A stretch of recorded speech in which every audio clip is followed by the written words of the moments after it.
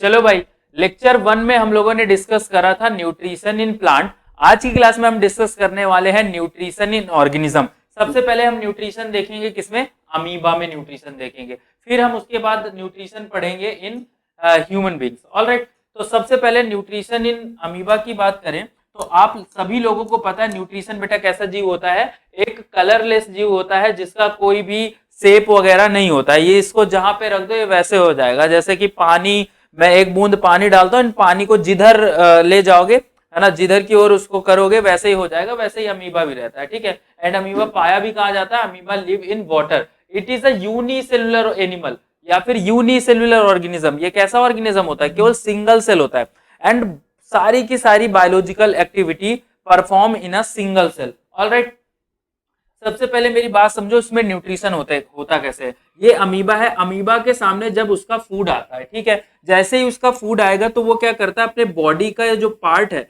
इस बॉडी को बढ़ाने लग जाता है ना, इस बॉडी को कन्वर्ट कर देता है फिंगर लाइक प्रोजेक्शन में, अपने फिंगर लाइक प्रोजेक्शन निकालता है। फिंगर लाइक प्रोजेक्शन, लाइक मान लो ये कोई चीज है एंड ये मैं क्या करूं, इसको समझो ये है एंड मैं इसको ऐसे कवर कर लूं, मैं अपने फूड को क्या कर लूं, फिंगर से ऐसे कवर कर लूं, तो वैसे ये भी फिंगर लाइक प्रोजेक्शन निकालता है। ये अपने फूड को कवर करने की कोशिश करता है एंड इस फिंगर लाइक प्रोजेक्शन को हम लोग क्या बोलते हैं, स्यूडोपोडिया बोलते हैं, ठीक है। तीसरा स्टेप यहाँ पे क्या होता है, फैगोसाइटोसिस होता है, यानी अपने स्यूडोपोडिया के थ्रू ये फूड को पूरा सराउंड करके फूड को पूरा इनगल्फ कर लेता है, अंदर ले लेता है। ऑलराइट, फिर होता है इंजेशन। इंजेशन का मतलब है फूड को बॉडी के अंदर लिया एंड फिर होगा डाइजेशन। डाइजेशन कैसे होता है, कुछ डाइजेस्टिव एंजाइम इसके बॉडी में पाए जाते हैं जो कि फूड को डाइजेशन करने में मदद करते हैं, उससे एनर्जी यूटिलाइज कर ली जाएगी। बाकी जो वेस्ट प्रोडक्ट होगा वो बॉडी सरफेस के थ्रू बाहर डिफ्यूज आउट कर दिया जाता है। ऑलराइट, तो हमने क्या पढ़ा, amoeba is a unicellular organism जो कि पानी में रहता है। It takes food by forming finger like projection. ये फिंगर लाइक प्रोजेक्शन बना के फूड को लेता है और उस फिंगर लाइक प्रोजेक्शन को हम लोग क्या बोलते हैं बेटा, स्यूडोपोडिया बोलते हैं, ठीक है। एंड जैसे ही अब देखो जहां पे फूड डाइजेस्ट होगा तो वहां पे देखो एक वैक्यूल बन जाएगी। यहाँ पे ध्यान से देखो, या जब जहां पे फूड डाइजेस्ट होगा वहां पे क्या होगा, वैक्यूल, मतलब ये जो खाली जगह जहां पे फूड आया था उसको हम लोग क्या बोलेंगे बेटा, फूड वैक्यूल। ये लिखा हुआ है, उसको हम लोग क्या बोलेंगे, फूड वैक्यूल। तो फूड वैक्यूल स्यूडोपोडिया से उसको कवर कर लेगा एंड उसको क्या बना देगा, फूड वैक्यूल बना देगा। एंड फूड वैक्यूल के अंदर ही खाना क्या होगा, डाइजेस्ट होगा और एब्जॉर्ब करके उसकी एनर्जी में यूटिलाइज कर लिया जाएगा। बट जो अनडाइजेस्टेड फूड होगा वो बॉडी सरफेस के थ्रू बाहर डिफ्यूज आउट कर दिया जाता है। यानी आप देख रहे हैं एक ही सेल के अंदर सारे के सारे बायोलॉजिकल फंक्शन हो रहे हैं, ठीक है। चलिए आगे पढ़ते हैं, न्यूट्रिशन इन ह्यूमन बींग्स। अगर आपको न्यूट्रिशन इन ह्यूमन बींग्स अच्छे से समझना है तो आपको पता होना चाहिए कि न्यूट्रिशन के स्टेप क्या है। सबसे पहले क्या करता है, ये ह्यूमन बींग जो आपके सामने बना है इसका नाम है चुन्नू लाल। ये जो चुन्नू लाल है, ये चुन्नू लाल करता क्या है, सबसे पहले ये इंजेक्शन करता है। इंजेक्शन का मतलब ये खाना को खाता है ना, taking food into the body, उसी को क्या बोलते हैं, इंजेक्शन। जैसे ही फूड लिया, इंजेक्शन करा, फिर इंजेक्शन करने के बाद इसके बॉडी में डाइजेशन होगा। सबसे पहला डाइजेशन स्टार्ट होता है माउथ में, माउथ में डाइजेशन होगा, फिर उसके बाद स्टमक में डाइजेशन होगा, फिर स्मॉल इंटेस्टाइन में डाइजेशन होगा, ऐसे ऐसे करके डाइजेशन होगा। डाइजेशन का मतलब समझिए, डाइजेशन का मतलब होता है जो आपके कॉम्प्लेक्स फूड होंगे उसको हम लोग सिंपल फूड में बदल दें। अब कह दो सर कॉम्प्लेक्स, मेरे को बात नहीं समझ में आई, complex food and simple food.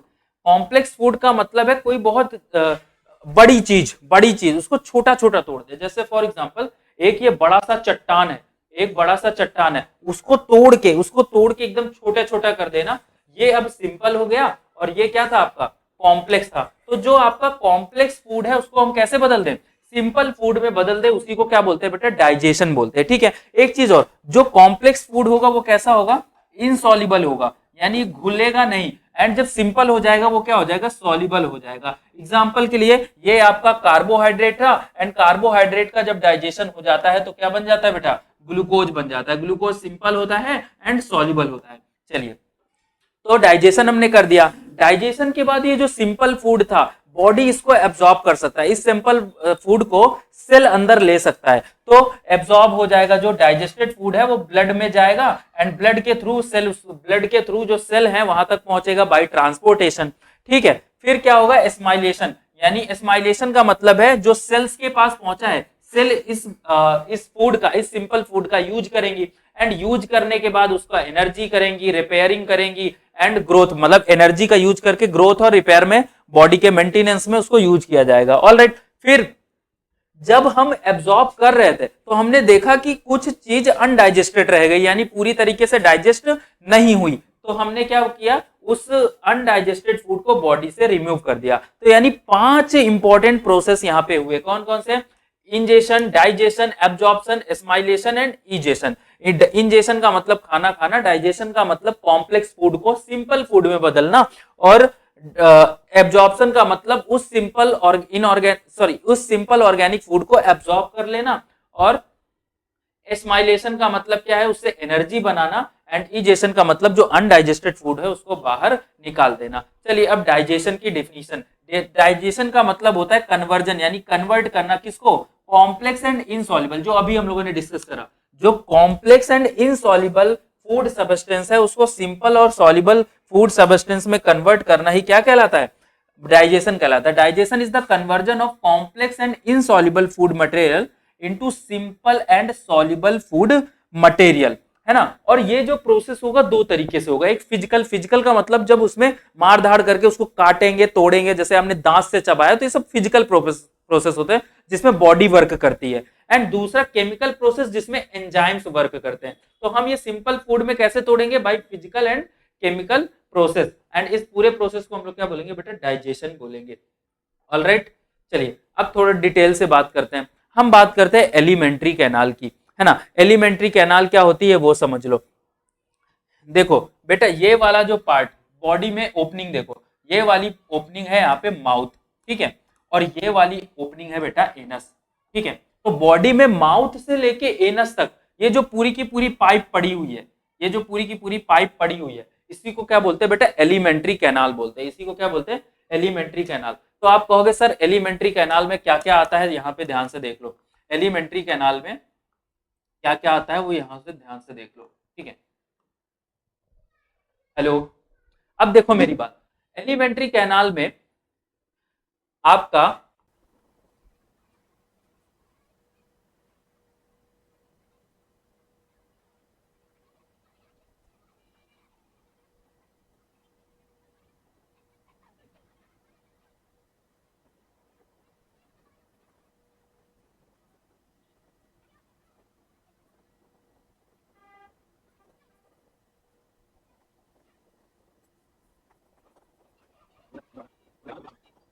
तो अगर हम बात करें एलिमेंट्री कैनाल की, तो एलिमेंट्री कैनाल यहाँ माउथ से लेके एनस तक की पाइप है भाई, this is the anus.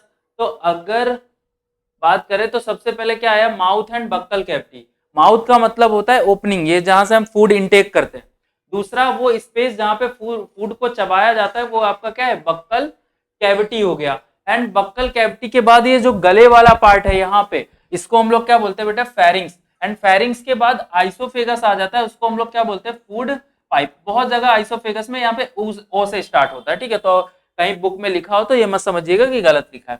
Now अगला क्या है, स्टमक।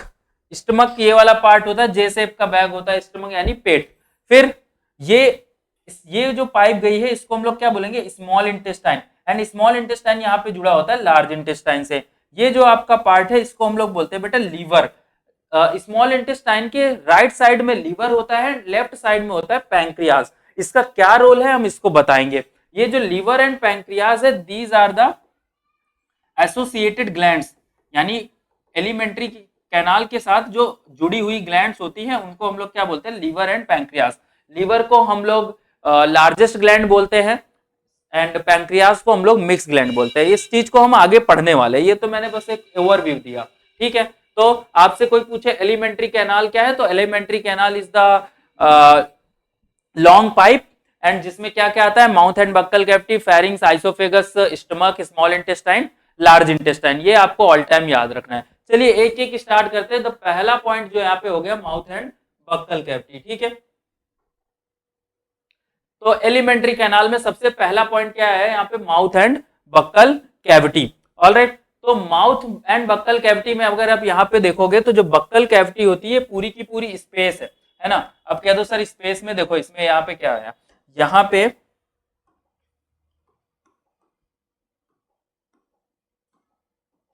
इस टीथ, है ना, टंग, टीथ एंड टंग को, माउथ में टीथ और टंग को छोड़कर जितना भी स्पेस बचा उसी को हम लोग क्या बोलते हैं, बक्कल कैविटी। एंड यहाँ पे खाने को चबाया जाता है। आई मेरी बात समझ में? तो buccal cavity is the space where food are chipped, जहाँ पे फूड को चबाया जाता है, सॉफ्ट किया जाता है और सलाइवा के साथ मिक्स किया जाता है। ठीक है, बक्कल कैविटी एक्चुअली में माउथ की ओपनिंग होती है और इसके बक्कल कैविटी के अंदर ही क्या होता है, टीथ और टंग होता है। ठीक है, सबसे पहले हम लोग पढ़ते हैं टीथ के बारे में। टीथ आपका क्या होता है, टीथ हमारा एक हार्डेस्ट होता है लेकिन नॉन बोनी स्ट्रक्चर होता है। टीथ कोई आपका बोन नहीं है, बोन अलग चीज होगी, टीथ अलग चीज होगी। हार्ड भले ही है लेकिन नॉन बोनी स्ट्रक्चर होता है। और ये किसका मिलके बना होता है बेटा, कैल्शियम और फास्फेट का बना होता है। ठीक है ना। ह्यूमन के टीथ बेटा 4 तरीके के होते हैं, incisor, canine, premolar, molar. Incisor, canine, premolar, molar, है ना। तो इंसीजर जो आपके टीथ होते हैं, बहुत ज्यादा पूछा जाता है, वो किसके काम आते हैं, कटिंग और बाइटिंग करने के लिए, यानी कट करने के लिए मेन जो काम आता है, बाइट करने के लिए जो काम आता है वो इंसीजर काम आता है। कैनाइन का काम होता है टीयर करने के लिए, यानी फाड़ने के काम आता है। ठीक है, एंड पर्सिंग, कहीं पे चुभोने के काम आता है। जो शेर के जो दांत होते हैं एक्चुअली में कैनाइन होते हैं। प्रीमोलर का काम होता है क्रिसिंग एंड ग्राइंडिंग करना, मतलब एकदम से क्रश करने का काम किसका होता है, प्रीमोलर का होता है। एंड मोलर का काम क्या होता है, चबाने का एंड ग्राइंडिंग करने का, इसका भी काम होता है। आई मेरी बात समझ में? तो ह्यूमन में 4 टाइप के टीथ पाए जाते हैं, इसीलिए ह्यूमन के टीथ को हेटेरोडोंट बोला जाता है। ऑलराइट, अब हम बात करते हैं ह्यूमन के एक और नेचर का। ह्यूमन के जो टीथ होते हैं वो डाइफियोडोंट होते हैं, यानी पूरे लाइफ साइकिल में 2 तरीके के टीथ आते हैं। कैसे कैसे? एक होता है चिल्ड्रन वाले टीथ, जिसको हम लोग क्या बोलते हैं बेटा, मिल्की टीथ बोलते हैं। हम लोग क्या बोलते हैं, मिल्की टीथ, है ना। जो चाइल्ड में आते हैं उसको हम लोग क्या बोलते हैं, मिल्की टीथ। और जो एडल्ट में आते हैं उसको हम लोग बोलते हैं परमानेंट टीथ।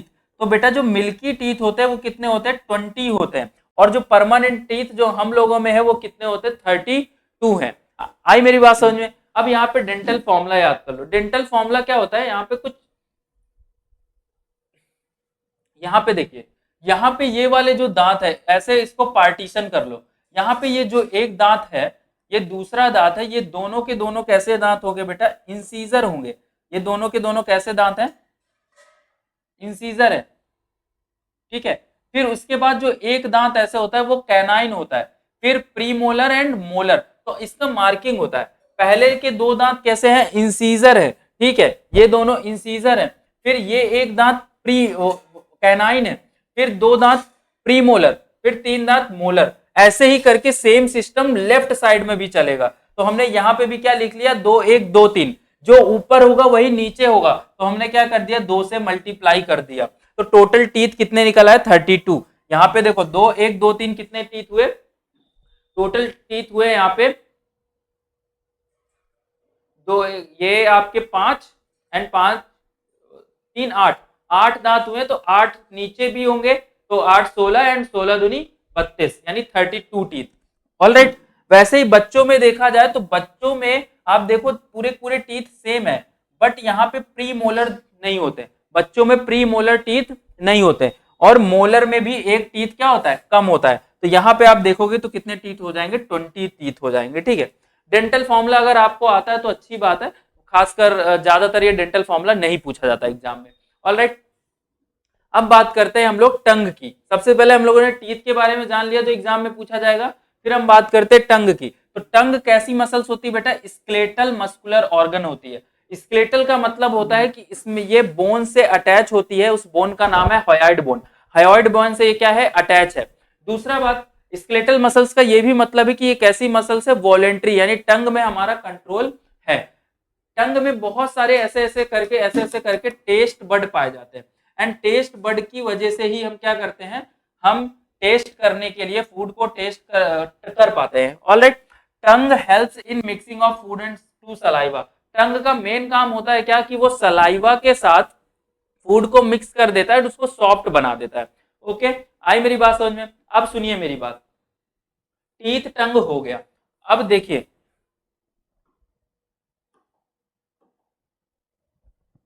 हेलो, ये एक ह्यूमन है। ठीक है, तो इस ह्यूमन में यहाँ पे आप देखेंगे कि ह्यूमन अंदर की ओर होता है, यहाँ पे कुछ ग्लैंड है, यहाँ पे एक पैरोटिड ग्लैंड है, फिर सब मैंडिबुलर ग्लैंड है एंड सब लिंगुअल ग्लैंड है। ये तीनों के तीनों ग्लैंड को हम लोग बोलते हैं बेटा सलाइवरी ग्लैंड। ठीक है, कौन सा gland? Salivary gland. Salivary gland का काम जो होता है वो काम है सलाइवा को रिलीज करना, यानी लार को रिलीज करना। एंड सलाइवरी ग्लैंड कितने होते हैं बेटा? 3 पेयर। कौन कौन से? पैरोटिड, सब मैंडिबुलर एंड सब लिंगुअल। ऑलराइट, तो 3 पेयर ऑफ सलाइवरी ग्लैंड्स पाए जाते हैं।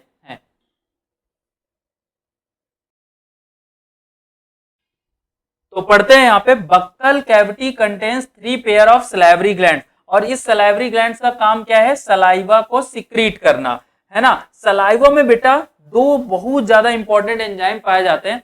एक एंजाइम होता है लाइसोजाइम। लाइसोजाइम क्या करता है? हमारी फूड में जो कि बैक्टीरिया होता है या फिर कोई और माइक्रो ऑर्गेनिज्म होता है तो उसको किल करने का काम करता है। यानी फूड में जो माइक्रो ऑर्गेनिज्म होगा उसको जो सलाइवा का लाइसोजाइम है वो किल कर देगा। दूसरा क्या पाया जाता है? सलाइवरी एमाइलेज पाया जाता है। सलाइवरी एमाइलेज फूड में जो स्टार्च होता है ना। दूसरा जो सलाइवा में एंजाइम पाया जाता है वो क्या होता है? Salivary amylase. सलाइवरी एमाइलेज क्या करता है? जो आपका कार्बोहाइड्रेट होता है, कार्बोहाइड्रेट बोल दूं या फिर कार्बोहाइड्रेट एक्चुअली में स्टार्च के फॉर्म में स्टोर होता है। तो कार्बोहाइड्रेट आपका कैसा होता है? ग्लूकोज है, ये जो आपका सिंपल फूड होता है उसी की एक चैन होती है यूं। ठीक है, तो एंजाइम का काम क्या होता है? तोड़ना। तो सलाइवरी एमाइलेज क्या करता है? इसको तोड़ देता है। कैसे तोड़ता है? ऐसे तोड़ देता है। तो जैसे ही तोड़ दिया तो ये 2-2 की ग्रुपिंग आ गई एंड इस 2-2 की ग्रुपिंग को ही हम लोग क्या बोलते हैं? माल्टोज बोलते हैं। तो यहाँ पे क्या बन गए? 2 माल्टोज बन गए। आई मेरी बात समझ में? ये आपका कार्बोहाइड्रेट है, कार्बोहाइड्रेट एक ग्लूकोज की चैन होती है और जब 2 ग्लूकोज एक साथ रहते हैं तो उसको क्या बोलते हैं? माल्टोज बोलते हैं। ठीक है, जब 2 ग्लूकोज एक साथ होते हैं तो उसको हम लोग बेटा क्या बोलते हैं? माल्टोज बोलते हैं। तो ये सलाइवरी एमाइलेज का काम है। सलाइवरी एमाइलेज कहाँ से निकला? सलाइवा से निकला। सलाइवा यानी जो लार होता है ना, लार बहुत लोग निकालते भी, उस लार में सलाइवरी एमाइलेज होता है जो कि कार्बोहाइड्रेट को माल्टोज में बदल देता है। बहुत इंपॉर्टेंट है। ठीक है, एक चीज मैं आपको बता दूं, अगर कहीं पे भी एमाइलेज वर्ड आ रहा है, कहीं पे भी क्या आ रहा है? एमाइलेज वर्ड आ रहा है, तो एमाइलेज हमेशा क्या करेगा? एमाइलेज हमेशा कार्बोहाइड्रेट को ग्लूकोज में बदलेगा। कार्बोहाइड्रेट को किस में बदलेगा? ग्लूकोज में बदलेगा। कहीं पे भी एमाइलेज आ जाए, फिर वो चाहे सलाइवरी एमाइलेज हो, पैंक्रियाटिक एमाइलेज हो, इंटेस्टाइनल एमाइलेज हो, कहीं पे भी पेप्सिन, ट्रिप्सिन, ये सारे वर्ड आ जाए तो ये क्या करते हैं? प्रोटीन को तोड़ते हैं, प्रोटीन को अमीनो एसिड में तोड़ते हैं। कहीं पे भी लाइपेज आ जाए तो वो फैट को तोड़ेगा एंड फैट को फैटी एसिड में तोड़ेगा। एंजाइम का काम होता है तोड़ना, हमेशा याद रखिएगा। चलिए, तो हम लोगों ने सलाइवरी एमाइलेज भी पढ़ लिया, यानी बक्कल कैविटी भी पढ़ ली। अब हम लोग पढ़ते हैं फेरिंग्स के बारे में। तो फेरिंग्स बेटा यहाँ पे अगर देखोगे, ये वाला जो पैसेज है ये नेजल पैसेज है। नेजल पैसेज का मतलब यहाँ से एयर जाएगी। ये वाला एक ऐसा पैसेज है जहाँ से फूड जाएगा। बट एयर और फूड का दोनों एक ही पैसेज से जाते हैं, एक ही जगह से जाते हैं, और उस पार्ट को हम लोग क्या बोलते हैं बेटा? फेरिंग्स बोलते हैं। ठीक है ना। तो pharynx it is a common passage for food and air. यानी यहीं से फूड जाएगा, यहीं से एयर जाएगा। आगे जाके 2 पार्ट में डिवाइड हो जाता है, एक फूड पाइप जो कि आइसोफेगस होती है और एक विंड पाइप जो कि ट्रैकिया होता है। ठीक है, it connects buccal cavity to oesophagus. ये क्या करता है? बक्कल कैविटी यानी ये स्पेस जहाँ पे हमने चबाया को उसको कहाँ से?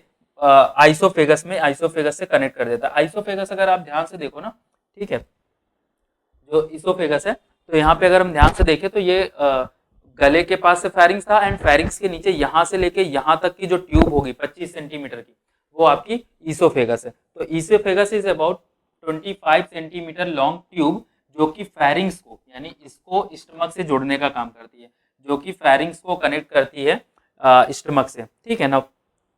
इसोफेगस में एक बहुत अच्छी चीज होती है, मतलब बहुत इंपॉर्टेंट प्रोसेस होता है जिसको हम लोग क्या बोलते हैं? पेरिस्टाल्सिस। पेरिस्टाल्सिस का मतलब है फूड का आगे बढ़ना, लेकिन कैसे? एक रिदमिक मूवमेंट में। कैसे? देखो, जब क्या होता है, ये आपकी इसोफेगस की यानी गट की मसल्स है, और ये गट की मसल्स यहाँ पे देखोगे तो यहाँ पे कॉन्ट्रैक्ट है एंड यहाँ पे क्या है? रिलैक्स है। रिलैक्स का मतलब ऐसे फूला हुआ है एंड कॉन्ट्रैक्ट का ऐसे पिचका हुआ है। ध्यान से देखना, ये कॉन्ट्रैक्ट हुआ, ये रिलैक्स हुआ। तो यहाँ पे देखो, सबसे पहले क्या हुआ? ये कॉन्ट्रैक्ट हुआ इधर, एंड फिर देखो ये वाला पार्ट रिलैक्स हुआ। फिर देखो ये वाला कॉन्ट्रैक्ट हुआ, ये वाला रिलैक्स हुआ। यानी आपने डिफिनीशन दी क्या, contraction and relaxation of wall of oesophagus. Oesophagus में कॉन्ट्रैक्शन एंड रिलैक्सेशन को ही हम लोग क्या बोलते हैं, पेरिस्टाल्सिस बोलते हैं। और इस प्रोसेस से क्या होता है, ईसोफेगस से फूड स्टमक तक पहुंचता है। यानी आप इमेजिन करो कॉन्ट्रैक्शन, ठीक है, इधर देखिए, ठीक है, contraction relaxation of the wall of oesophagus. कोई चीज ऐसे ऐसे चलती हुई आ रही है, देखो ऐसे ऐसे फूड, जब ऐसे ऐसे पाइप होगा, गट वाला पाइप, फूड पाइप, तो फूड आपका आगे आएगा। ऑलराइट, तो contraction and relaxation of wall of oesophagus is known as peristalsis, जिससे फूड आगे की ओर आता है।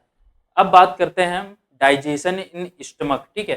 तो स्टमक आप देखोगे तो स्टमक आपको साफ साफ कैसा, एक जे शेप का मस्कुलर बैग लग रहा है, ठीक है। स्टमक आपका क्या होता है बेटा, जे शेप का एक मस्कुलर बैग होता है। एंड ये देखो फूड यहां से जैसे ही आया, है ना,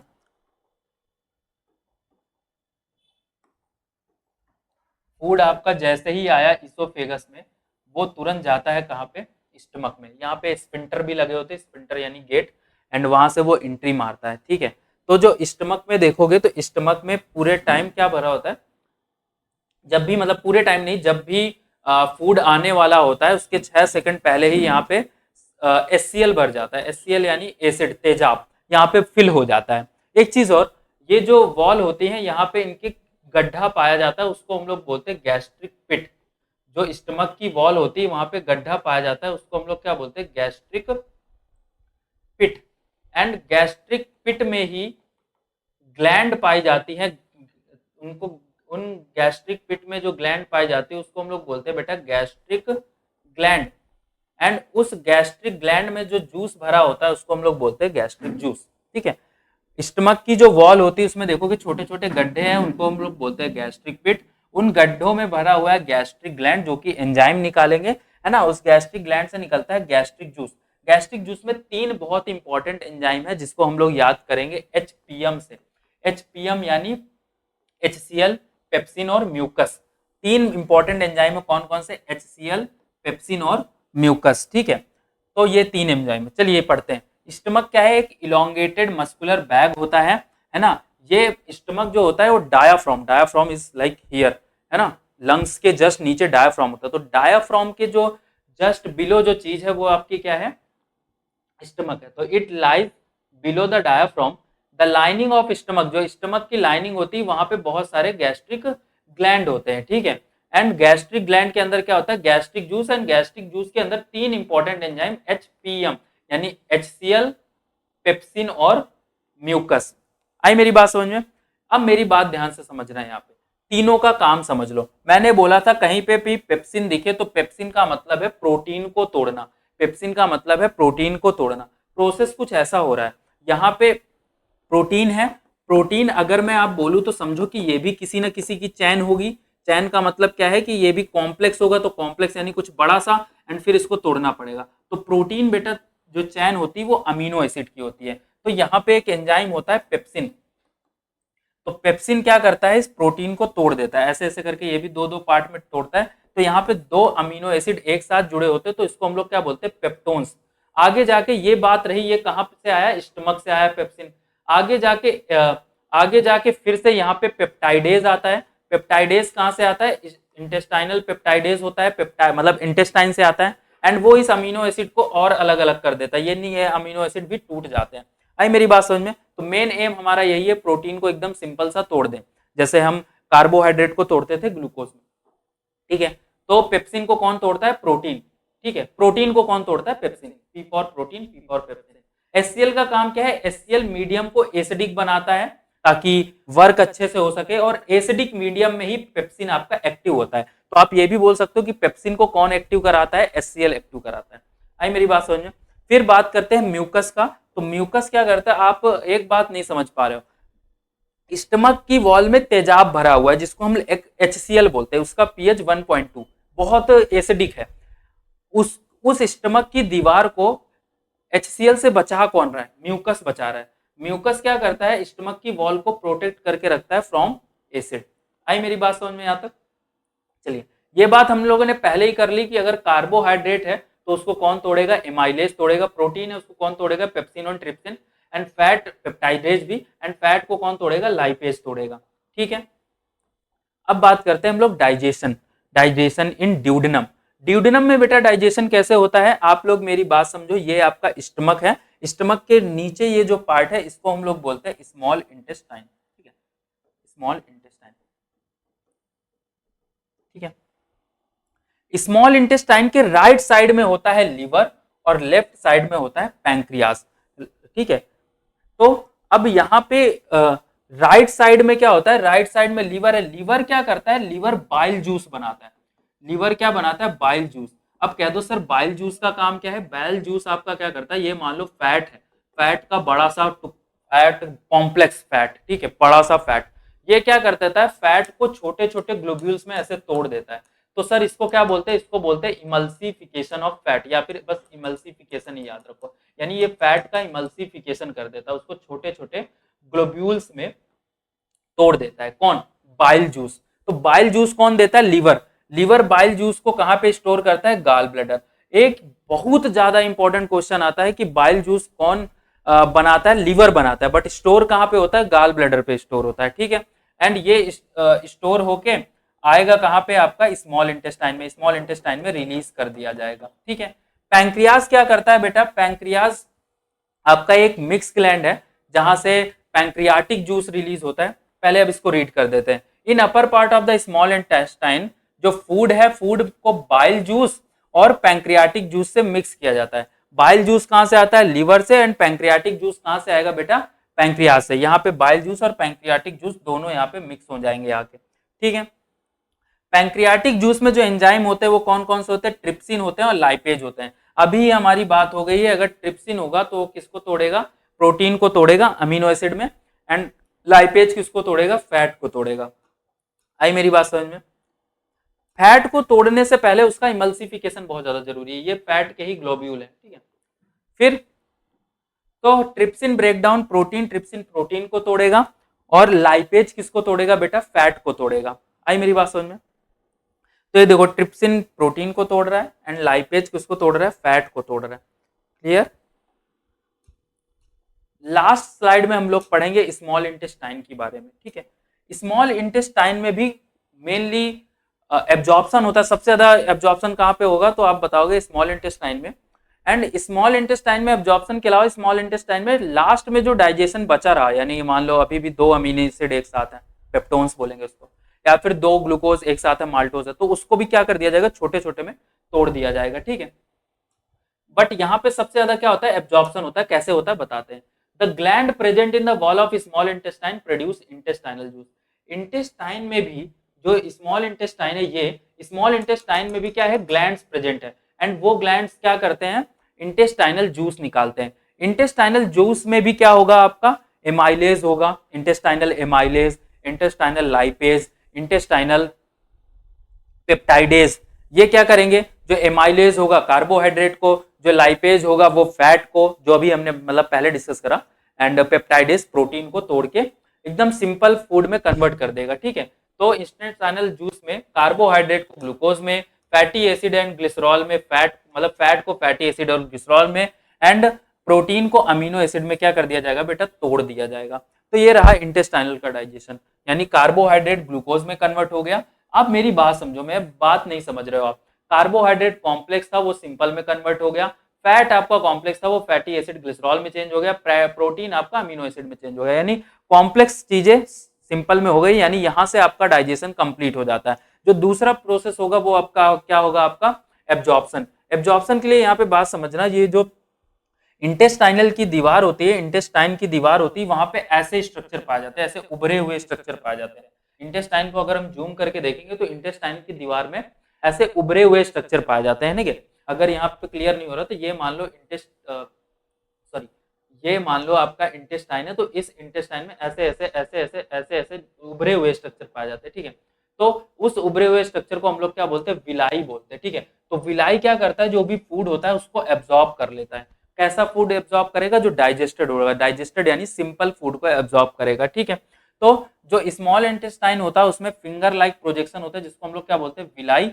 विलाई के अंदर ब्लड वेसल्स होते हैं, यानी विलाई फूड एब्जॉर्ब करेगा और कहाँ पे भेज देगा, तुरंत ब्लड में भेज देगा, ठीक है। और it helps increase the surface area for absorption. ये आप देख रहे हो ना, जो उसमें ऐसे ऐसे ऐसे ऐसे ऐसे ऐसे स्ट्रक्चर बने हैं, ये सरफेस एरिया को बढ़ाता है। जैसे मान लो कोई रुमाल है एंड रुमाल बहुत ज्यादा मुड़ी उड़ी हो तो वो ज्यादा एब्जॉर्ब करेगी ना पानी, तो वैसे ही ये भी एब्जॉर्प्शन के लिए सरफेस एरिया को बढ़ाता है ना। और बाई एब्जॉर्प्शन करने के बाद उसको ब्लड में भेजेगा एंड उसको ट्रांसपोर्ट कर देगा कहाँ पे, सेल में पहले ब्लड में भेजा जाएगा फिर सेल में भेज दिया जाएगा। और जो अनडाइजेस्टेड फूड होगा उसको कहाँ पे सेंड कर दिया जाएगा बेटा, लार्ज इंटेस्टाइन में। क्लियर है मेरी बात। अब बढ़ते हैं लार्ज इंटेस्टाइन में। लार्ज इंटेस्टाइन में भी कुछ चीजें एब्जॉर्ब होती है, केवल और केवल क्या, वाटर एब्जॉर्ब होगा और कुछ इंपॉर्टेंट ड्रग्स हैं जो कि एब्जॉर्ब होती हैं। बाकी जो वेस्ट मटेरियल होता है लाइक दिस, ये सब बॉडी के बाहर चला जाता है। वाटर एब्जॉर्ब होगा, वेस्ट मटेरियल जो बनेगा वो एनस के थ्रू बॉडी के बाहर चला जाएगा। ठीक है, तो ये रहा बेटा डाइजेशन और एब्जॉर्प्शन की बात। अब आगे जो एस्माइलेशन है वो एक्चुअली में क्या है, रेस्पिरेशन है। रेस्पिरेशन में हम उसको पढ़ेंगे। आई मेरी बात समझ में। तो न्यूट्रिशन कंप्लीट हुआ। अगले लेक्चर में हम लोग रेस्पिरेशन को डिस्कस करने वाले हैं। ठीक है, अगर आपको वीडियो अच्छा लगेगा तो आप इसको लाइक एंड सब्सक्राइब जरूर करिएगा।